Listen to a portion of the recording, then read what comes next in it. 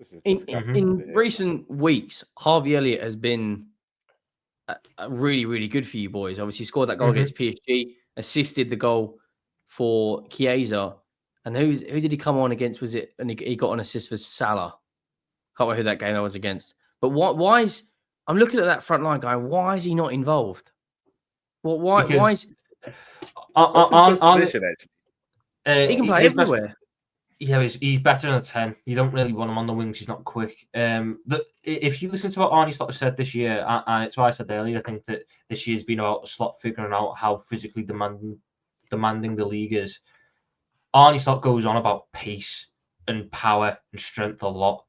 And he said something like, any player for Liverpool should have a base mark level of technical ability, but I need you to be quick, and I need you to be strong, and I need you to be powerful. And you just have to look at how he plays Szoboszlai in the 10, because I think it'd be clear to see McAllister would be a better number 10 technically, but because Szoboszlai is so aggressive, he runs everywhere, he presses, he's doing like the front line's job in pressing everyone. He needs that, and that's the way his system's going to play. So he's sort of trying to with the way our press is set up, Salah doesn't do a lot of it, so you have to make up for the fact that one guy's not doing much by having one guy do two players' jobs, which is what Szoboszlai does, and when it's Curtis Jones, what Curtis Jones does. Harvey Elliott can't do that, not because of a lack of effort or a lack of want. He is just 5'6" and small and not very strong. He can't cover the ground as well. There are moments where Harvey Elliott is massively important. Against low blocks, Harvey Elliott should be used, because that's when it comes down to technical ability, and he is probably the most creative midfielder that we've got, Harvey Elliott, in terms of picking a pass, his vision, his chance creation, etc. But that just hasn't been used much by Arne Slot this year. In the same way that I think he's underutilized Chiesa, just through a lack of trust, and that's probably the one mistake I'd put on Arne Slot this year. He hasn't trusted certain players enough. Tom, do you not think yesterday was a lot to do with mentality over most of anything else, really? And the reason I asked that is because I believe coming into the game, the Liverpool team kind of came in like everyone expected them to win. They came just turning up, we could win this final. Whereas I think Eddie Howe was telling them, no one expects you lot to win, like we need to come and like own them, like act like we're supposed to be there, not just be there for the taking part, because it looked like from minute one, they were first to every ball, winning the second balls. They were more aggressive. They were running. I don't think it was tiredness. I just think mentality-wise, Eddie Howe got his players more hyped up for the game than Slot did. Yeah, that's but what I think. I wouldn't say it's a mentality problem. I'd just say I think we didn't get over Tuesday. I still think the PSG game and the way we went out against PSG was also a mindset thing, no? I wouldn't say it's a mindset in the right frame of mind after the PSG. No, because they're not Arsenal. I feel like there's a very big difference. Yeah, I feel like you're projecting your own insecurities onto my club. Projecting a little bit, definitely. I'm not doing anything, bro. I'm just asking a question. I can't weird. question the mindset of my players this year. The 12 points at the top of the Premier League. I just think. Yeah, I'm talking about this particular game, so not the Premier League. Yes, it's a mixture of fatigue and a lingering feeling within the club, because I think it also carried over to the fan base as well. That Tuesday was a blow. That's so cool. It was a blow. So I'm not going to say it's a mentality problem though, because I do think a lot of them players went out there and gave it their all. There's just that Newcastle went in there with a game plan that we didn't expect, which is a bit stupid, and we made some silly errors. They did. It reminded me a little bit of the 2017, cheers, George, the 2017 FA Cup final where Chelsea had won the league on 93 points. I'm not sure if the season had completely ended or not, but it was this element of, I just felt so many people outside of Newcastle fans, Newcastle pundits, the writing off of Newcastle I felt was a little bit too much. The whole build up all week was no win in their last 5 finals, no win in their last 9 Wembley appearances, no goals at Wembley in 25 years, no win of any sort against Liverpool in a decade, no win away from home or in a neutral ground against Liverpool since 1995. Even in the build-up the night before, Newcastle fans are posted saying, like, oh, we've been in London for like 12 hours. Where are the Liverpool fans? So many of the same replies from people that went to the game. Bruv, I'm at home. One guy wrote, I'm at home eating biscuits in bed. There's crumbs everywhere. I'll be getting up in the morning. I'll see you guys down there. This is nothing new for us. We're used to it. Like, enjoy your night out. And I just feel like all of these little factors played a part. And I will find out one day. It will be in a book. It will be spoken about in a podcast at some point. I believe that Newcastle weaponized that and they put it into their players. And I think that Liverpool went into this. There's almost been a bit of entitlement with our fan base this year. Yeah, a slight bit of entitlement. And listen, I'm a firm believer in this. Until it's proven to not be true, I'm gonna believe it. But I feel that when fan bases, and all of our clubs have done this, the year after that final that Chelsea lost to Arsenal, it was Man United Chelsea, and everybody was saying United were going to win because Chelsea had finished the season poorly.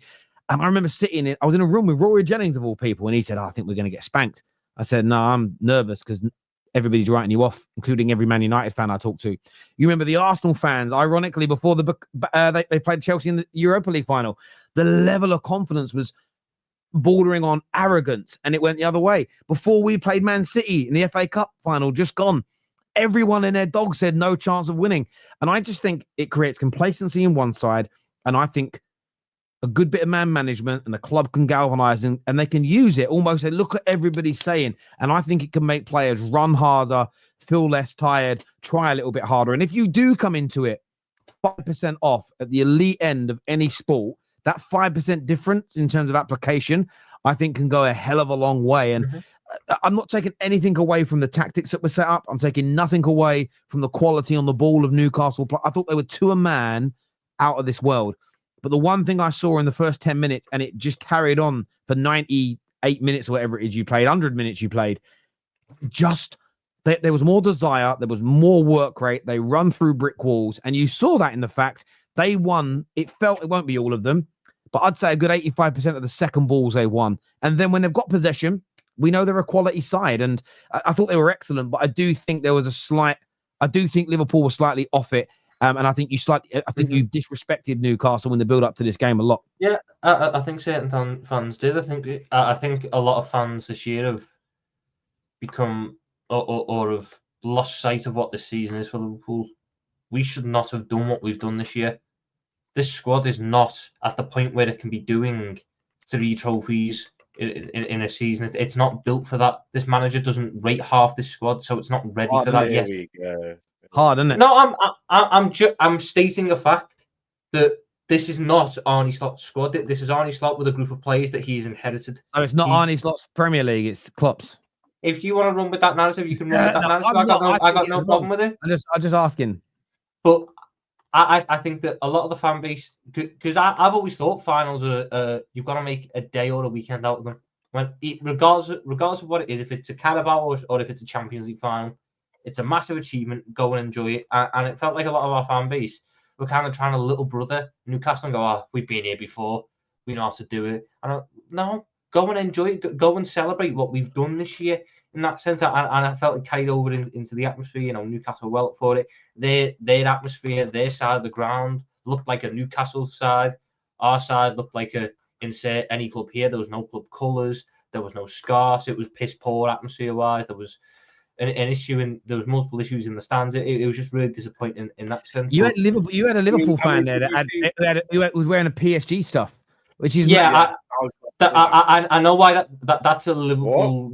That's a tradition Liverpool fans have in Europe, where if you go to the away day, you buy a cap from that away day as like a sign that you went type thing.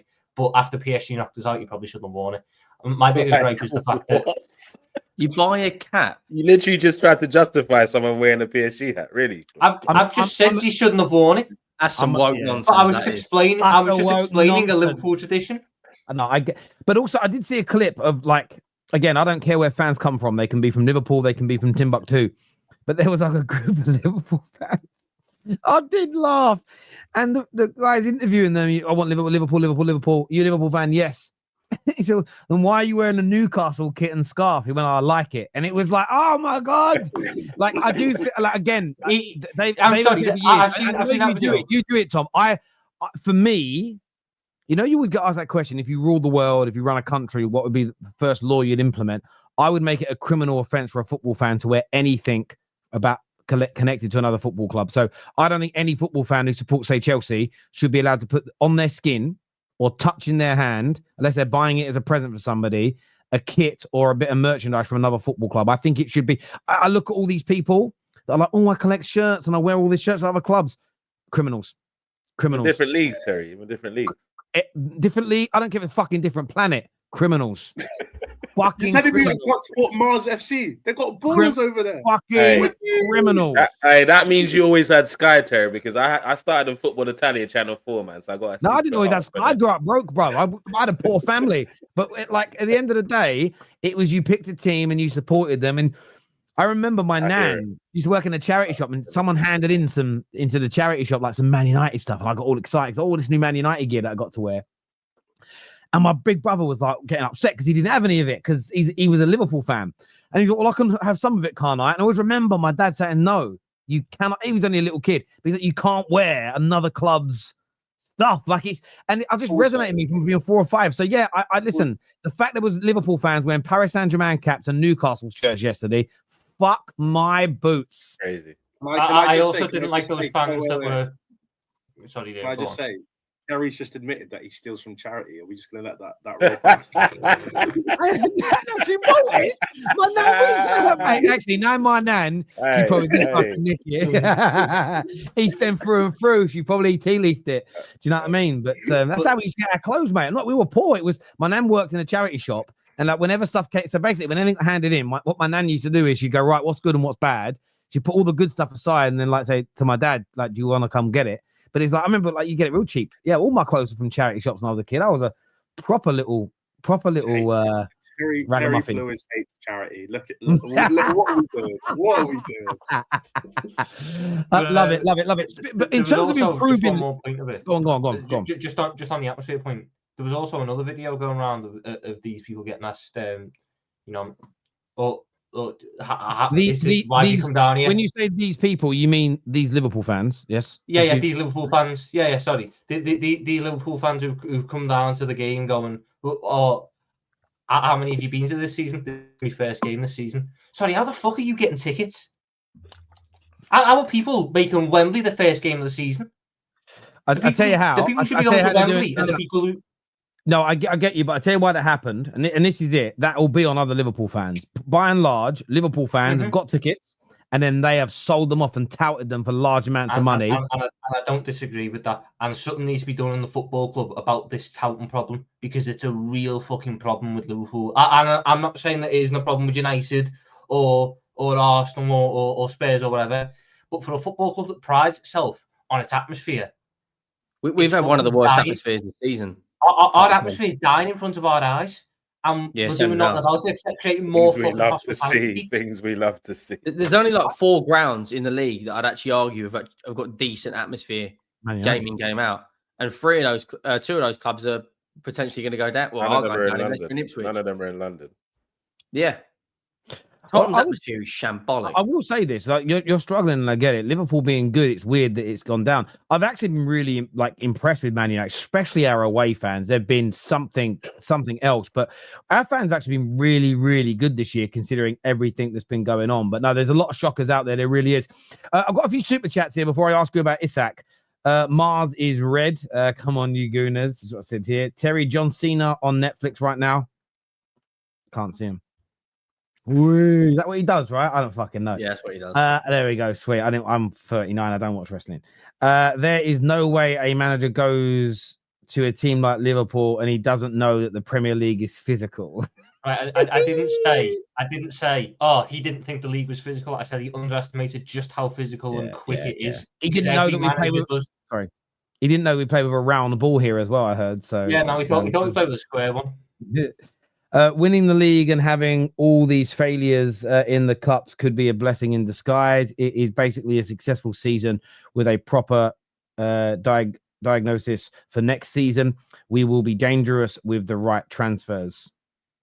I think this last week's been real eye-opening for certain Luis Diaz fans who constantly go, "Oh, look, he beats his man." Yes, I don't care how many times you beat your man. If all you do is kick it into the man you beat afterwards, no point in beating the man if you just give it back. I hear you. Kanate says he's not signing an extension either. Oh, please don't. That'd be amazing. If PSG destroy Villa, can we say the season is weak? PSG are a brilliant team. That doesn't. This is what I don't get. Destroy Villa either. Everything about this though that makes me laugh. We all know that the top team or two from France and Germany and the top teams in the league, top 2, 3, 4, could compete with all of our top 2, 3, 4 teams. What it doesn't answer is what a lot of the foreign imports into this country have said for 30 years.